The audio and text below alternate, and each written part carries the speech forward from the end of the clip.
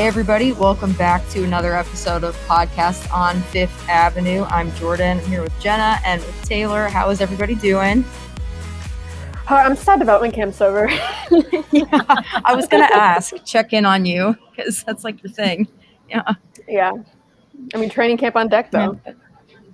Yeah, that's crazy exciting. that it's starting. Oh my gosh, I know. I can't even believe it. So it starts on the 23rd. It starts on Thursday, runs through the 26th.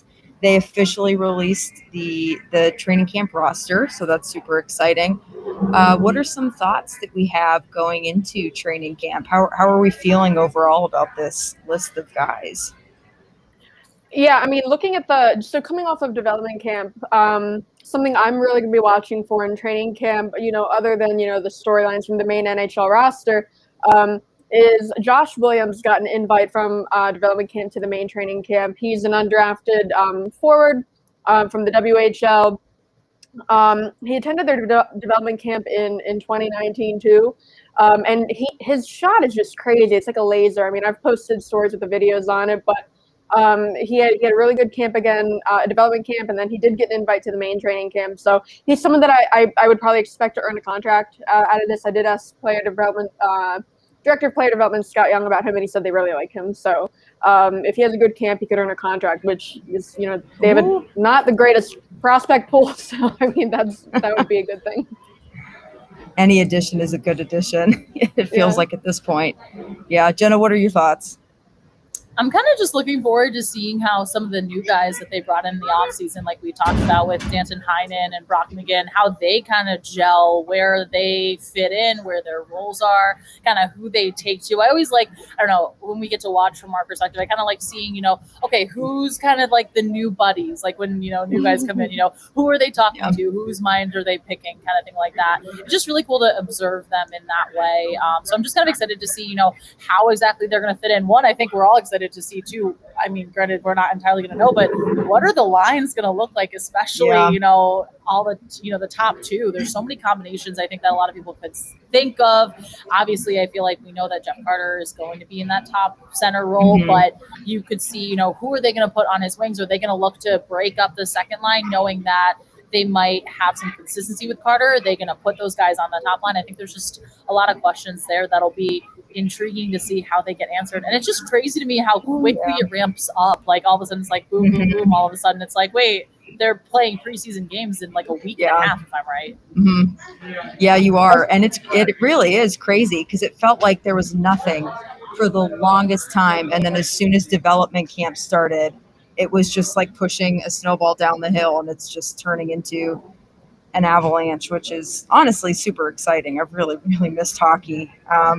And I think another thing that's going to be interesting, at least something that I'm going to be keeping my eye on, is how do guys like Mike Matheson do? Because he was somebody that people weren't really expecting to play well when he came to Pittsburgh, and he performed rather adequately for the most part in his time here last season, and he's coming back. I'm hopeful that he's going to kind of settle in even more and look more comfortable than he did last year even, and maybe even kind of step up. I think the defensive pairings are going to be fascinating to watch in general. Like, what about guys like Chad Ruhwedel? Are we going to see more from him than we have in the past? And then obviously, I think the thing that everybody's most nervous about or going to be most attentive of is the goaltending situation. What's going on there? Because as of right now, would you say that it's fair that they're probably leaning towards Tristan Jarry being the number one goalie going into this season? Yeah, and I mean, that's kind of what Hextall, Brian Burke have been saying all throughout the offseason, that, they remain confident in him and that they think, he can turn it around. Instead of changing the goaltenders, they changed the goaltending coach. And players they've been having informal skates for a little bit now. And so Kyoto has been working with Jarry and DeSmith and kind of building that relationship. They already did have a pre-existing relationship from their time in Wilkes-Barre. So it'll just be interesting to see how maybe Kyoto's stepping into that role maybe helps Jarry. Kyoto's really big into like the mental side of the game. I don't know how that compares necessarily to Buckley, but just from listening to Kyoto talk and the goalie prospects, how they talked about Kyoto, So, it's going to be his job to get Jarry turned around right mentally. So, yeah, that's really something to keep an eye on. Yeah, hopefully we'll see a difference. Yeah, go ahead, Jenna.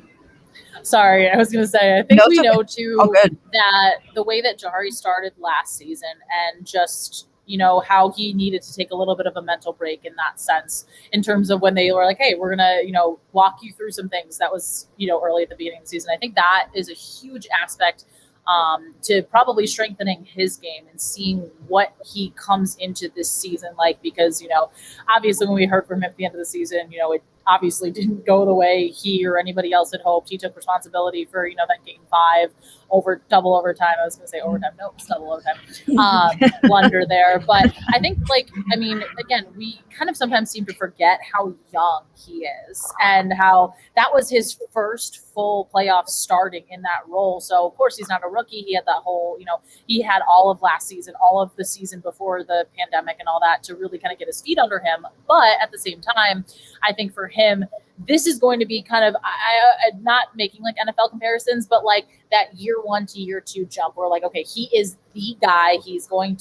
They're putting a lot of responsibility on him. They're saying, hey, we need to trust you. Like Taylor mentioned, Hextall and Burke have kind of said all off season, and Sullivan too, when we talked to him at the end of the season, we trust him. We believe in him. He is our guy. He knows he has to prove that. And I think kind of having that mental side of it with Kyoto really being one of his strengths, and that him working with Jarry on that, I think that's really going to bode well, because the mental game for especially goaltenders is just so crucial. And that was Matt Murray's biggest downfall too, was the mental game. Oh my goodness, it was just painful to watch, and it just felt like his entire psyche just deteriorated in front of our eyes. But yeah, what were you going to say, Taylor? Oh yeah, I mean, something I think to watch forward to that might be a surprise is I wouldn't rule out Crosby joining the group that soon. Looking at, because they've been having these informal skates. He's been skating in Cranberry for at least a couple days now. Not with the bigger groups, but he has been skating on his own. And it's obviously a wrist injury, so he can skate, but he's skating. He's stick handling. He could join in a non-contact capacity soon. Because they said he would miss the start of training camp, but they didn't. The way they phrased that makes me think we're going to see him during training camp at some point here. So. A lot of guys in town already. Malkin hasn't been on the ice that I've seen. He's still recovering, but Crosby, that was just encouraging to see him on the ice in Cranberry already. Other observations from these informal skates. So, Letang cut his hair. I saw that. The man bun's gone. Jeff Carter, very tan. So we're getting like movie star LA Jeff Carter. and then it looked like Sam Lafferty shaved his head. So we're getting a new Sam Lafferty. All right, is he bald, or is it like? It looked like it, but like he was with the helmet on, but you could see it looked like he shaved his head. So yeah, again, like these informal skates, not a whole lot of actual observations you can take away from them. You from watching it, they were doing some light scrimmaging a couple days ago. You could tell they're not going 100%. But yes, so not a whole lot of real observations. Brian Boyle was out there. Again, it's a scrimmage, and they're not going 100%. They're like 60, 70%. But he was at least keeping up. I know that's obviously the big concern is that has he slowed down because he hasn't played in the last year. But the limited action I saw in these informal skates, he was meshing well with the guys he was skating with. Yeah, that's great. Good news. Yeah. Yeah.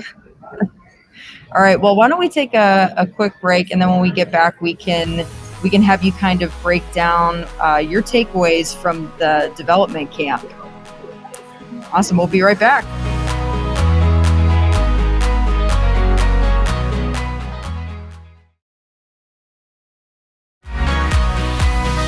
Recording now. All right, we are back. So as Taylor mentioned, her Christmas just occurred, development camp, and you were there for all of it, right? You Oh yeah. every single second, I'm guessing. Yeah. So Every second, break every it day. down for us. Yeah. What are some highlights? What were some things that you saw that you were expecting? What were some things you saw that surprised you? Give us all the details. Yeah, I mean, I think, first of all, it's hard to build any, scattering report just off of 4 days of drills. I think anyone that's coming out of this and telling you, forming a scouting report off any of these players, especially goalies, they're lying. But, you do see some of the elements of these guys' games and, the speed, if anyone has that, and just a couple of highlights with goals and stuff like that. Guys that stood out to me, Jonathan Gruden.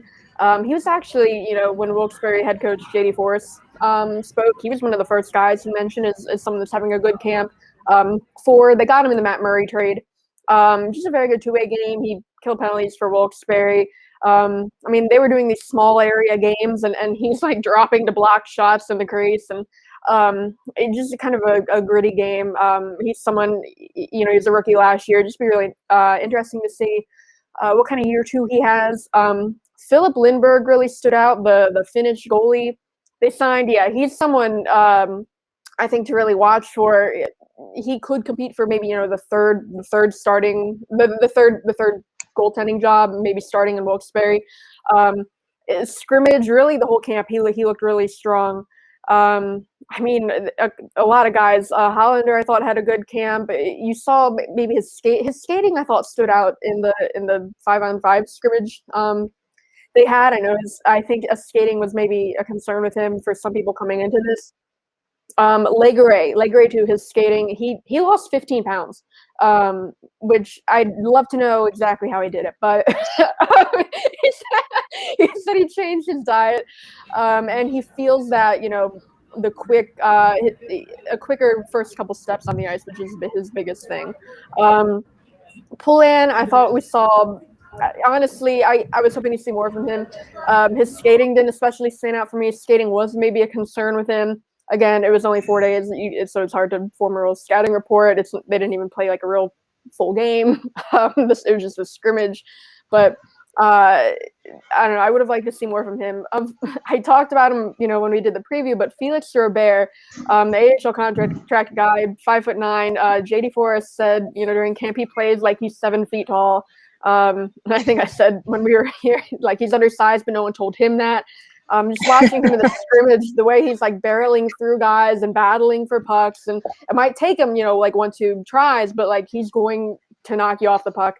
So just stuff like that. And I mentioned Josh Williams. He's someone, that could earn a spot. So I don't know. The prospect pool relative to the rest of the league is pretty weak, but I mean, there are still some guys to look forward to. That's awesome. Jenna, were there any players in particular that really caught your eye from this camp? I was going to say, I wasn't there a ton, so I'll go preface with that, but I've been, keeping up and reading and things along those. Taylor has fantastic articles that really give a whole lot of insight, which is wonderful. I'll give you a little plug in that way because, we appreciate all that you do. Yeah, thanks. But I think that, especially with Lindbergh, he's so interesting to me. He's so intriguing because as soon as they made that signing, college hockey, as much as I love regular hockey, NHL hockey, I say regular hockey, NHL.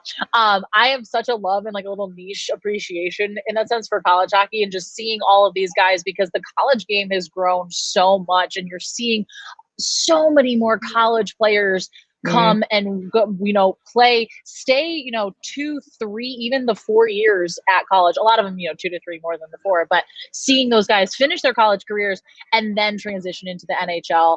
I mean, I'll never forget. I want to say it was the Bruins game, the Bruins-Penguins game towards the end of the season where I think half of each roster, all of the guys had played in college. So it was insane just to kind of see the transition for that. But Lindbergh was someone, when they signed him, I was very intrigued, or when they brought him in, I was very intrigued by because he had an unbelievable season at UMass. Again, obviously it was an interesting season coming back from the pandemic, but he's also somebody that Cale Makar speaks incredibly highly about. And if Cale Makar is speaking very highly about you, clearly you're doing something right there. Mhm. So I think he's so intriguing to me. And from what Taylor said, I mean, a lot of people that I heard said that he looked pretty good. Again, it's a very small sample size. How is he going to fare when he's going up against, the Penguins top line, et cetera, et cetera. But I think he has so much upside to him. And again, with that, working through college, when you win a national championship at any level, it's fantastic. But the way that UMass team played this year, the way that they played in the championship game against a very, very, very solid Duluth team, I think that it just kind of, bodes really well coming in and giving him a lot of confidence moving forward, in the sense that, hey, I can compete here. Taylor, you took exactly what I was going to say too. I think he really can compete for that number 3 spot. Yeah, and I mean, you mentioned the national championship. He started 3 of the 4 games in the championship run. 2 of he obviously won all 3. 2 of those wins were shutouts, including a 25 save shutout in the championship game. So I mean, he's played in big games. Yeah, so that's really cool to see from him. Something that I love about him is so I don't know, people probably remember back in 2019 the Penguins invited a goalie named Matt Murray to development camp. Not Penguins like they're Matt Murray, but the Matt Murray from UMass. So Matt Murray and Lindbergh were sharing the net, and Lindbergh took the starting job for Matt Murray, which I think when they signed him, I tweeted like the Spider-Man pointing meme, like Jarry and Lindbergh when they see each other at camp after both taking the starting job for Matt Murray. But yeah, I mean the way the story goes is Lindbergh went to their coach and asked for more playing time because they were kind of splitting it pretty evenly. And the coach told him that, if you want to start every game, you have to maintain a .940 save percentage and allow fewer than 2 goals per game. And he did that. He lived up to those expectations, and that's why he started, 3 or 4 of those games. So I just saw that kind of that attitude that he did go to the coach and say, like, I want that, the starting job, because coming in, he is going to be battling with Louis Domingue, which is how you pronounce that third goalie's name. I butchered it last week. I looked it up. Louis Domingue. Who would have guessed? But, yeah, it looks like Louis Domingue, but yeah, Louis Domingue. Him and Alex Dorio, who took over as the Wilkes-Barre starter last year. So really, it's just gonna be an interesting battle down there. So speaking of goalies, Tristan Jarry and makeovers, so it's really coming full circle here. Tristan Jarry got new pads today, and there was a lot of fuss on social media about whether or not the color of your pads makes a difference. So I want both of you to weigh in. Does it matter that his pads are all black now? Yeah, I mean, because you see a lot of goalies now, not so much, in older, like the 90s, early 2000s. I think you used to see a lot of more colorful pads, but now it seems like goalies are going towards more all white, because, the thought is that it's harder for a shooter to kind of see where the pad is and where the ice ends. And so I don't know. I don't know how, I'm sure people have looked into the numbers, but I don't know. I think you can make up a case for black pads. It would be easier for the puck to be lost in them, and so I don't know. I don't think it's going to make that much of a difference. The goalie that just won the Vezina did it with gold pads all year. So Fleury, I mean, because I'm sure people remember Fleury when he had the banana pads coming out of juniors, he switched them because I think it was an eye doctor told him that it's, I guess that bright yellow is the worst color, but for a shooter it makes it easier to see, like, where the pad is. But then again, Fleury, he didn't have the banana pads, but he did have gold. So I don't know. Look good, feel good. If he thinks he looks good for him, then that'll help. But I don't think it necessarily makes that big of a difference when it comes to like your eyes. I need somebody to like do the stats on this. I need to look into like all of the goalies, what colors were like last season, how they performed, what colors were their pads, how did it help? I mean, again, it's all these like little nuancy things that, people can look into and say, oh, it's going to make a world of a difference. Oh, it's not going to make any difference. It might, who's to say? I don't know. I mean, again, kind of Taylor, what you said, look good, feel good. If, that's part of that mental aspect for Jarry. If he's, hey, I love these, I'm at the top of my game. then hey, all power to them. Social media just took a hold of it today, though. Yeah, My goodness, it really did. Everyone chimed in. I feel like I saw just my entire timeline when it wasn't Steelers Mike Tomlin's press conference. It was, my gosh. thoughts on Jarry's pads, XYZ. Yeah, people who don't even pay attention to hockey were like chiming in on his pads. It's like, get out of here, get out of the conversation. You don't care. Whatever. A former goalie, Mike McKenna, he did quote tweet like NHL in the minor leagues quote tweeted me, and he did say like goalies are starting to figure out the white pads don't make you any extra saves. So he's the goalie. I don't know. Not one of the top guys, to play, but just he is kind of an authority, I guess, because he has been a goalie in the NHL. Yeah. Saying that he doesn't think it makes a difference, but I don't know. I tweeted before we started recording. My favorite goalie color, pad color setup. University of Maryland, their club team. Their goalies a lot of times will just have the Maryland flag, just straight down the pads. Which you get the black, you get the white, you get the chaos. I don't know. I would advocate everyone puts the Maryland flag on their goalie pads. You get everything. So. Wow. If we're talking good sick. goalie pads, I'm gonna talk as I deep dive, because shout out to my dad for loving goalie pads. He was a goalie when he played. So the Dartmouth College pads, let me see if I can find them. They are absolutely insane. It was they have, I need to pull them up so I can't explain it, but for our listeners, they're white pads that have evergreen trees kind of along the middle coming up. Hold on, I'll see if I can find it.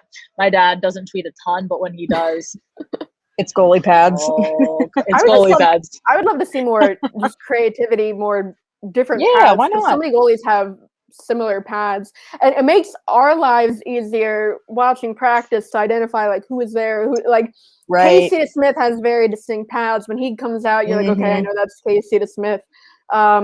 But I mean, so many goalies have very similar pads, and it just makes us easier watching practice, taking a head count.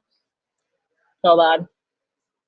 Okay, yeah, those are sick. Oh my Lord. I would love patterns other other than just stripes, Beautiful. That's incredible. That's art. Amazing. Tweet these out.